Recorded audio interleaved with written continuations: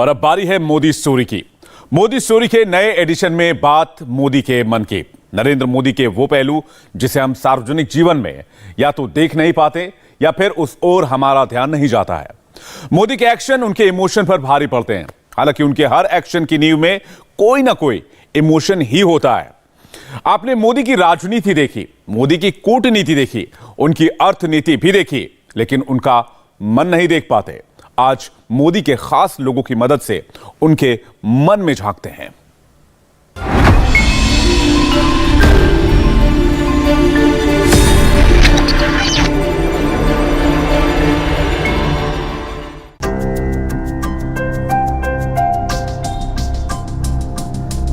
Modi story में आज हम वडोदरा पहुंचे हैं। इसी शास्त्री पोल की बिल्डिंग में नरेंद्र मोदी 1977 से 1982 तक रहे। नरेंद्र मोदी अक्सर मन की बात करते हैं, लेकिन रेडियो पर होने वाली मन की बात में उनका विजन और जनता का पार्टिसिपेशन दोनों होती है। लेकिन असल सवाल यह है कि आखिर नरेंद्र मोदी का मन कैसा है?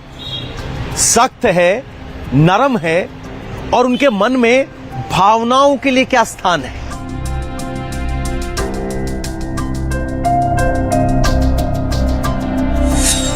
नरेंद्र मोदी ने इसी बिल्डिंग में रहते हुए 1977 से लेकर 1982 तक अपनी सोच को जमीन पर उतारा। उनकी एक सख्त नेता की छवि है जो उनके फैसलों से बनी हुई नजर आती है। तो ऐसे में सवाल उठता है कि क्या नरेंद्र मोदी उतने ही सख्त हैं जितने वो नजर आते हैं, या फिर उनके जीवन में, राजनीति में, फैसलों में भावनाओं की कोई जगह है? अगर हां तो कैसे, और अगर नहीं तो इसके पीछे की वजह क्या है? यह सब आपको आज की मोदी स्टोरी में समझने को मिलेगा।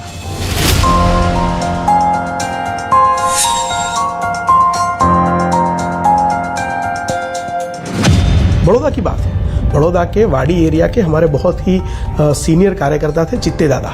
चित्ते दादा कम्युनल राइट में गुजर गए थे। नहीं, बहुत पुराना, ये तो 80s की बात है। लेट 80s में कम्युनल राइट में उनका अवसान हुआ था।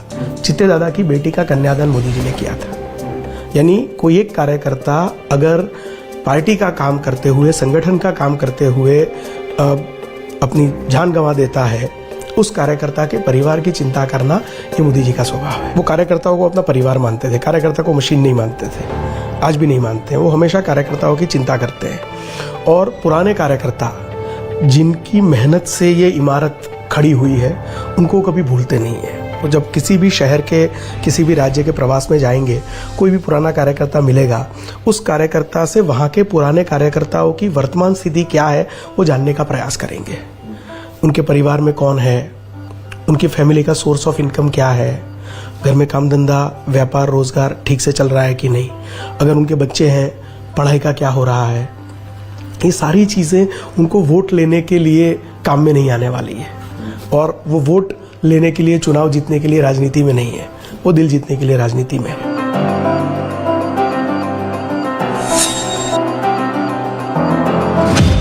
लेकिन उनका एक्स फैक्टर वो जो खुद है, उससे उनका एक्स फैक्टर है। The way he is, the man he is. Gujarat के एक दूसरे बड़े साहित्यकार थे और उनका डॉक्यूमेंटेशन करने के लिए एक बार मैं और एक हिस्टोरियन है रिजवान कादरी, हम दोनों गए थे। और उस दिन उनकी तबीयत अच्छी नहीं थी, तो उन्होंने बात करना नहीं चाहिए, तो हम बाहर आ गए वो काम खत्म करके।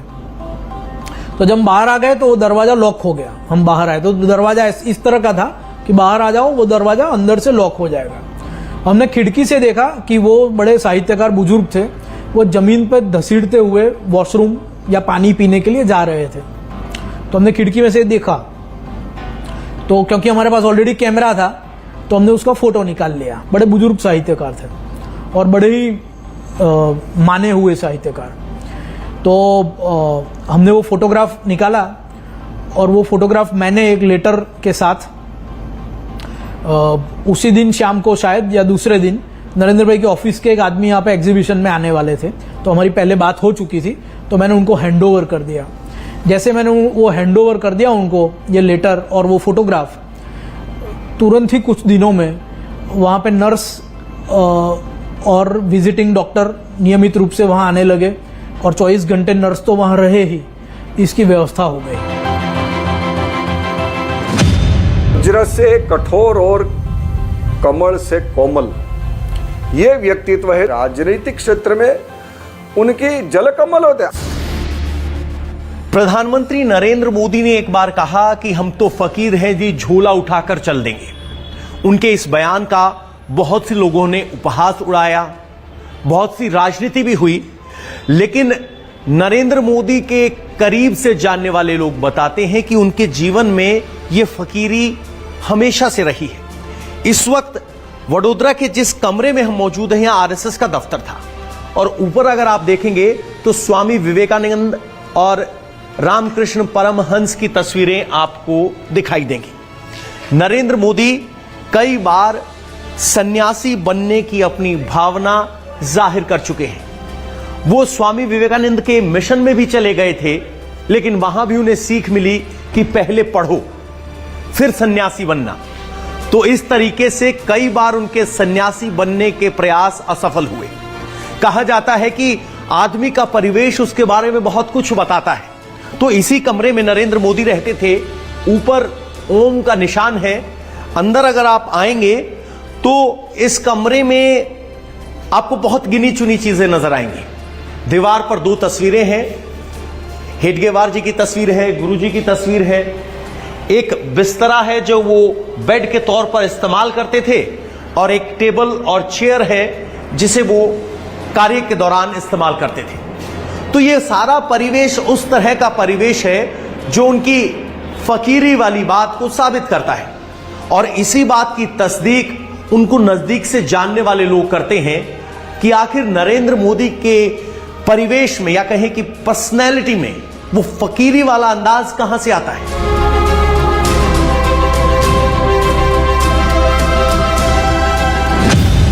स्वामी विवेकानंद ने कहा था हमारे राष्ट्र के आदर्श है त्याग और सेवा।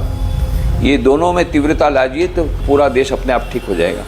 तो उसकी कुछ झलक हमको मिलती है। प्रधान सेवक को प्रधानमंत्री नहीं, ये नेतृत्व का सबसे बड़ा गुण है, सर्वेंट लीडरशिप, जिसमें मनुष्य अपने स्वार्थपरायणता को पीछे रख देता है, अपने पावर पोजीशन को पीछे रख देता है, पद की आकांक्षा को पीछे रख करके केवल दूसरे लोगों के कल्याण के बारे में सोचता है। तो मुझे लगता है कि वो सर्वेंट लीडरशिप को फॉलो कर रहे हैं, इसलिए उनको इतनी सक्सेस मिल रही है।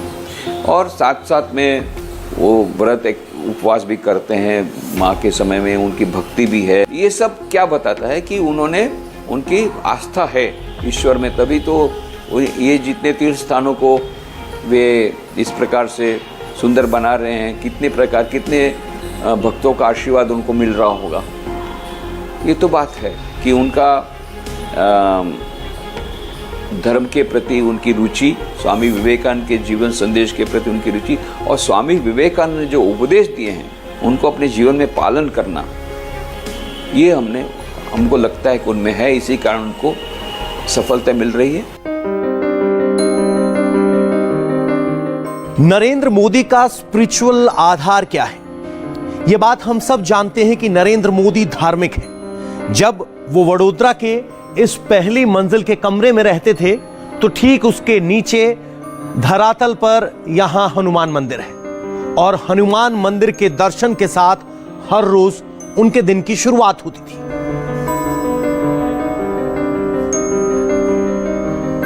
जब वो बिना चुनाव लड़े सीएम बने तो बहुत से लोगों ने कहा कि नरेंद्र मोदी किस्मत वाले हैं। जब बहुत से ऐसे वो फैसले लेते हैं तो उनके जानने वाले कहते हैं कि उनको भगवान का विशेष आशीर्वाद प्राप्त है। लेकिन नरेंद्र मोदी अपने आसपास के लोगों का दुख हरने का गजब हुनर रखते हैं। जब उन्हें कोई शादी के लिए निमंत्रित करता है और शादी में नहीं जा पाते तो वो चिट्ठी जरूर लिखते हैं और उस चिट्ठी में जीवन का सार लिखा होता है। ऐसी चिट्ठियां बहुत से लोगों ने संभाल कर रखी है।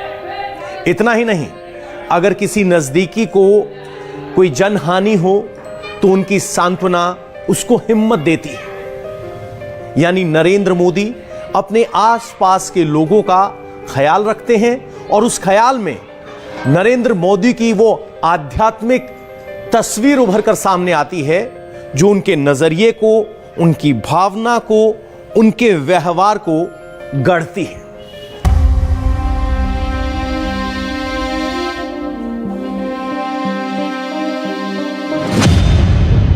हमारे गुजरात में जिसको आप प्रेम करते हो उसको वालू बोलते हैं, वाल। उसके ऊपर मेरे को वाल है, प्रेम है, तो उसका नाम वालू है। अरुण शौरी जी उनके बहुत उस टाइम पे अच्छे दोस्त थे, बहुत अच्छे दोस्त थे। आपको शायद मालूम भी होगा, अरुण शौरी के 2 लड़के को सीपी है, सीपी 2 है, और दोनों को ये प्रॉब्लम था। तो नरेंद्र भाई वालू का रेफरेंस भी उनको, मेरे पास तो पैसा नहीं था उस टाइम पे कि मैं जापान, जर्मनी या अमेरिका कुछ रिफ़र के लिए भेज सकूं। तो नरेंद्र भाई अरुण शौरी के लड़के की जो फाइलें जाती थी उसके साथ साथ इसका भी भेजते थे। हाँ, ऐसे ऐसे तो बहुत से लोगों के साथ बहुत से वाक्य होंगे, भरे पड़े हैं सब। बाहर से कितने भी कड़क दिखते हैं, तो अंदर से समझो मोम है। ये मैं आपको बताऊं, ये जो अतिथि गृह हमने बनाया, फिर उसका इनॉग्रेशन था।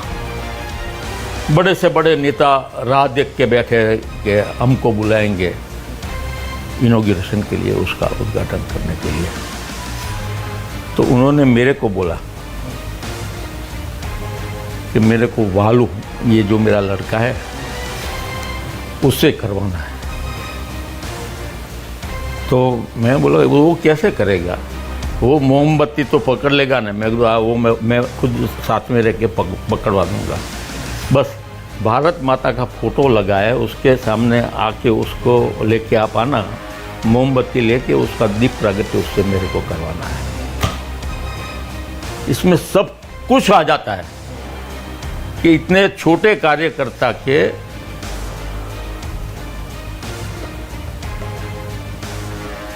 तो ये इनका दूसरा पहलू है जो लोगों को जानना चाहिए कि बाहर जितने दिखते हैं उससे कई ज्यादा अंदर से सॉफ्ट है।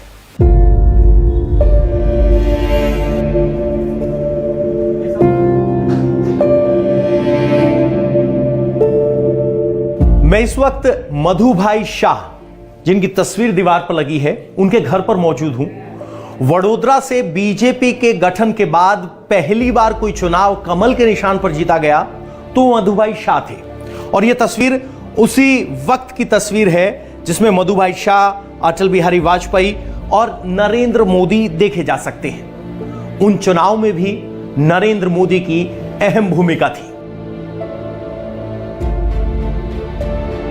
मधुबाई के घर के सामने हमें गोपाल भाई मिले, बीजेपी के काउंसलर रह चुके हैं। 2017 में प्रधानमंत्री नरेंद्र मोदी एक फोन खनकाते हैं, सीधा इन पर मिलता है, दीपावली की शुभकामनाएं देते हैं। नरेंद्र मोदी कार्यकर्ताओं के साथ ऐसे सीधा संवाद करते हैं। वो क्षमता समझते हैं, क्षमता के हिसाब से कार्यकर्ता की भूमिका तय करते हैं, और एक बार जब भूमिका तय कर दी तो दोबारा नहीं सोचते। उसका यह नतीजा होता है कि हर कार्यकर्ता अपने आप को पार्टी, अपने आप को नेता समझता है, जो बीजेपी को कहीं ज्यादा मजबूत बना देता है। नरेंद्र मोदी क्षमता और कार्यकर्ता कैसे इंडेक्सिंग करते हैं, आइए आपको दिखाते हैं। उनका हमेशा से रवैया यही है कि व्यक्ति की क्षमता, व्यक्ति की कर्तव्यपरायणता, इसके ऊपर उन्होंने कुछ नहीं देखा है।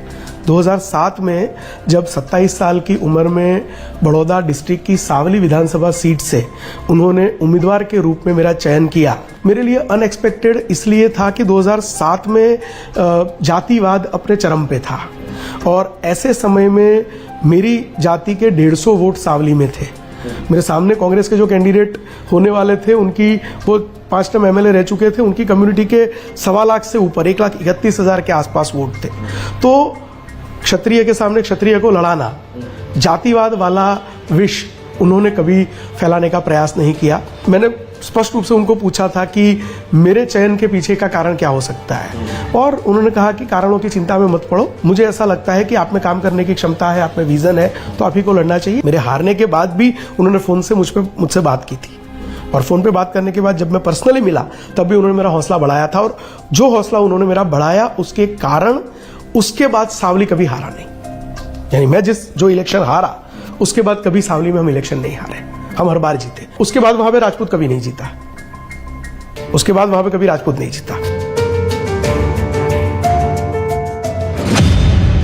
18 में उन्होंने पूछा कि भाई ये जामनगर यूनिवर्सिटी का कैंपस है, उसमें उसको एक इंस्टीट्यूट ऑफ नेशनल इम्पोर्टेंस बनाने जा रहे हैं, मालूम है ना, तो उसके लिए जो करना वो करो, आगे का जो विश्व को देने का स्थान है वो जामनगर बनना चाहिए। वो केवल 2-3 वाक्य ही थे, लेकिन इशारा काफ़ी है। नरेंद्र भाई मोदी ने मुझे, जब वो मैं गुजरात में आया ना 2011 में, तो महात्मा गांधी लेबर इंस्टीट्यूट में उसने कहा कि आप क्या करते हैं, मैं मिलने गया। मैंने कहा अभी तो मैं राजकोट में आया। आज मुझे कॉन्स्टिट्यूशन में सुधार करके वो महात्मा गांधी लेबर इंस्टीट्यूट के वाइस चेयरमैन मुझे बनाया।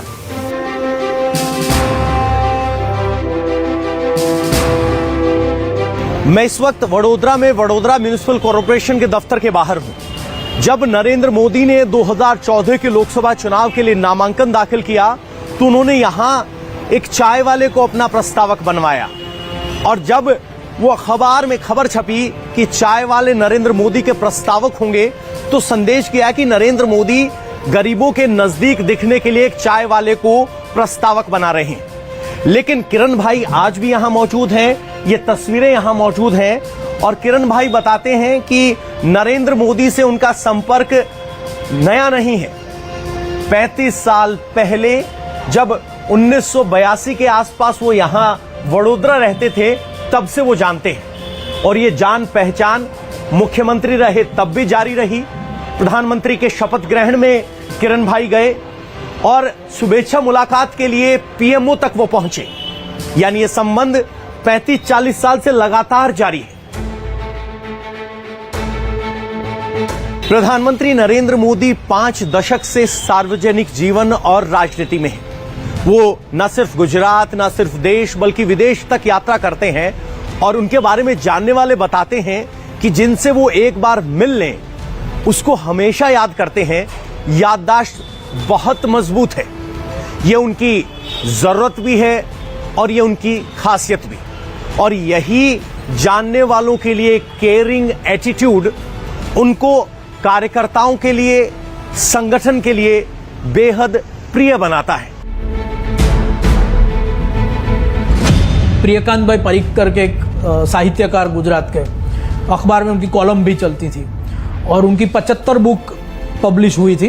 तो 75वीं बुक पे नरेंद्र भाई को शायद उन्होंने बुलाया था फंक्शन में, और पब्लिक फंक्शन में उन्होंने कहा था कि मेरी 100वीं बुक जब बाहर निकले तब मैं चाहता हूं कि नरेंद्र भाई उसका भी अनावरण नरेंद्र भाई करे। अब जब 100वीं बुक निकलने वाली थी तब उनका एक्सीडेंट हो गया प्रियकांत भाई परीख का, तो वो बेड रिडन हो गए, यानी घर में व्हील चेयर लेके यहाँ वहाँ घूम सकते थे लेकिन बाहर नहीं जा सकते थे, और 100वीं बुक तो पब्लिश होके आ गई थी, तो उनको उसका वो अनवेलिंग करवाना था, और तय तो ये हुआ था 75वीं बुक पे कि नरेंद्र भाई करेंगे, और नरेंद्र भाई ने तब कहा भी था कि हाँ आपकी 100 की बुक का अनवेलिंग लॉन्चिंग मैं करूँगा। तो अब क्या करें, अब वो भी मूंझवण में थे, मूंझवण को क्या कहते हैं, कन्फ्यूजन में थे, दुखी थे, दुविधा में थे। तो नरेंद्र भाई को ये बात पता चली, तो नरेंद्र भाई ने वन फाइन इवनिंग मुख्यमंत्री का गाड़ियों का काफला फ्लैट के नीचे आता है, नरेंद्र भाई ऊपर चढ़ते हैं, फ्लैट का नॉक होता है डोर, नरेंद्र भाई अंदर जाते हैं, ड्राइंग रूम में वो बुक का नरेंद्र भाई ने लॉन्चिंग किया, 100वीं बुक का।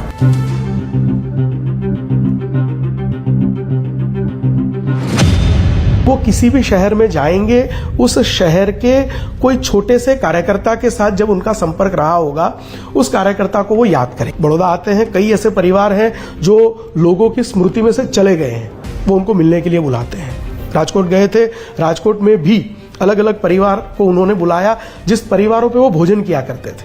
आदमी जैसे जैसे बड़ा होता जाता है, पब्लिक लाइफ में ऐसा कहा जाता है कि जैसे जैसे आदमी बड़ा होता है वैसे वैसे वो छोटा होता जाता है।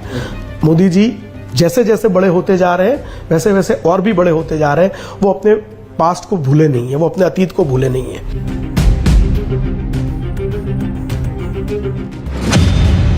मेरी शादी में भी नरेंद्र भी आए थे और मेरी धर्मपत्नी के और हमारा परिवार के साथ कौटुंबिक नाता था और मेरे लड़के और मेरी माताजी सबकी पूरी चिंता करते थे। कभी कैसे मेरा बड़ा परिवार था, मेरे पिताजी थे नहीं, 2.5 साल में चल बसे थे, मैं और माताजी दोनों। तो वो जानते थे कि भी ये लड़का है, उसके कुछ फैमिली बैकग्राउंड है नहीं। तो पूरी ऐसे तो नरेंद्र भी और संघ के प्रचारक, संघ के स्वयंसेवक और कार्यकर्ता के परिवार की सभी चिंता करते हैं। उसी तरह नरेंद्र भी करके आए। जो ये देहावसान हुआ कोरोना में, दूसरे दिन मैंने मैसेज सुबह में भेजा, मैं खड़ा होकर ब्रश करने जाऊं तब तो फ़ोन आया और 10 मिनट तक पूरी सारी बातें सुनी, कैसे हुआ, क्यों हुआ। एक कार्यक्रम के लिए आने का उसको प्रसंग हुआ, तब उन्होंने पहले से कहलवाया कि वत्सल को हाजिर रखे, उसको खास मिलना है मुझे। और हम वो पुस्तक का विमोचन का प्रसंग था STC कॉलेज में, तो हम सहकुटुंब गए थे साथ में। तो दाखिल होते होते ही उन्होंने, मैं पीछे वाली चेयर में बैठना प्रयत्न करता था, तो उसने मंच पर से ही दूर से आवाज़ दी कि आगे आ जाओ, वत्सल आगे आई जा। એટલે એ એટલી ઇન્ટિમસી પણ એમની ક્લોઝ रिलेशन में। लास्ट ईयर मेरे पिताजी का स्मृति में हम लोगों ने एक पुस्तक का विमोचन किया हुआ था और मुझे वो पुस्तक की कॉपी माननीय नरेंद्र भाई को देने के लिए मैंने समय मांगा था और PMO से मुझे फ़ोन आया। लेकिन उसी दिन जब बिपिन रावत सर का जो एक्सीडेंट डेथ हुआ, उस दिन मुझे वहाँ समय दिया था और फिर वो अचानक से वो शेड्यूल मिस हो गया सर का, इसलिए वो रह गया था। अभी 10-15 दिन पहले ही मैंने फिर से एक बार रिक्वेस्ट डाली कि वो पुस्तक देना है और मेरी बेटी की शादी है उसका भी इनविटेशन देना है। तो अभी जब 11 तारीख को आए थे तो सीधा ही फ़ोन आ गया कि आपको आना है और आपको सर से मिलना है। 10 मिनट तक हमें समय दिया। तो हम समझते हैं कि इतने बड़े स्टेज पर जाने के बाद भी कार्यकर्ता के साथ कैसे लाइव कॉन्टेक्ट रखना है, वो उनमें से हमें भी सीखना चाहिए। वडोदरा में किशोर दत्तात्रेय जी हैं। संघ के कार्यालय में नरेंद्र मोदी के साथ इनका उठना बैठना और साथ में रहना होता था। बाद में किशोर जी का विवाह हो गया तो नरेंद्र मोदी ने कहा कि अब आप संघ आना छोड़ दीजिए, परिवार संभालिए। इस तरह की सोच थी। नरेंद्र मोदी जो कार्यकर्ता को अपना परिवार और परिवार से थोड़ी दूरी ये बनाकर चलते हैं। जब उनके भाई टिकट मांगने आए तो उन्होंने इनकार कर दिया कि अगर कार्यकर्ता नहीं तो टिकट नहीं, चाहे वो नरेंद्र मोदी का भाई ही क्यों ना हो। ये सब वाकई नरेंद्र मोदी के व्यक्तित्व को समझने में हमारी मदद करते हैं।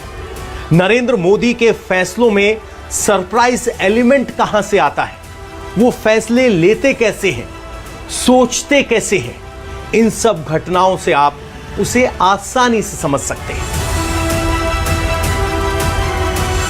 ये सब राजनीतिक और सामाजिक पहचान के बीच भटकते आध्यात्मिक मोदी की तरफ इशारा करते हैं। कैसे, आइए आपको बताते हैं। 2014 से पहले भारत के बाहर से कोई भी अतिथि आता था तो वो अतिथि के फोटोज आपको ताजमहल के अलावा कहीं देखने को नहीं मिलते थे। 2014 के बाद का जो सबसे बड़ा फर्क है वो ये है कि एक नहीं 100 ऐसी जगह है जहाँ पे बाहर के विजिटर्स जाते हैं। वो काशी कॉरिडोर हो, वो सरदार वल्लभ भाई पटेल की स्मृति में स्टैच्यू ऑफ यूनिटी हो, वो केदारनाथ हो। कुछ दिन पहले त्रिपुरा गया था। त्रिपुरा में जो त्रिपुरा सुंदरी माता जी का मंदिर है, वो मंदिर पिछले 100-200 सालों में शायद रिनोवेट नहीं हुआ होगा। आज उस मंदिर का पूरा कैंपस जो बन रहा है, पूरा संकुल जो बन रहा है, आप कल्पना ना कर पाए उस स्तर पे वहां पे काम हो रहा है। पावागढ़ आज से कुछ साल पहले क्या था और आज पावागढ़ क्या है, आप जाएंगे तो पता चलेगा। अंबाजी क्या था, आज क्या है, आप जाएंगे तो पता चलेगा।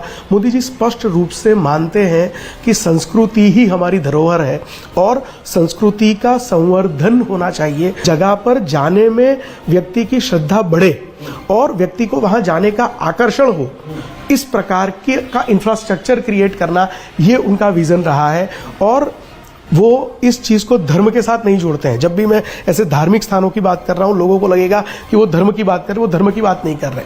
भारत में धर्म यही संस्कृति है और भारत की संस्कृति ये हिंदुत्व है, ये हिंदू धर्म है। उसके संवर्धन का काम वो कर रहे हैं।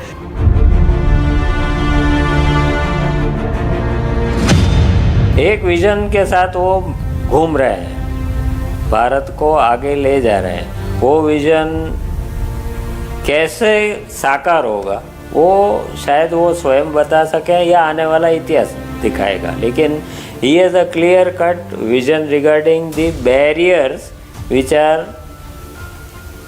Creating problems for unifying the whole of Bharat that is pre 1947 Bharat, अखंड भारत। ये निर्मला त्रिवेदी जी हैं, वसंत त्रिवेदी जी और नरेंद्र मोदी जी संघ में एक साथ वडोदरा के दफ्तर रहते थे। इसी मकान से टिफिन बनकर जाता था और सालों साल नरेंद्र मोदी ने इनके हाथ का बना खाना खाया। नरेंद्र मोदी इंसान के तौर पर कैसे हैं, ये समझने की कोशिश हमने उनके करीब के लोगों से की है। नरेंद्र मोदी को समझने के लिए हमारी मोदी स्टोरी जारी है।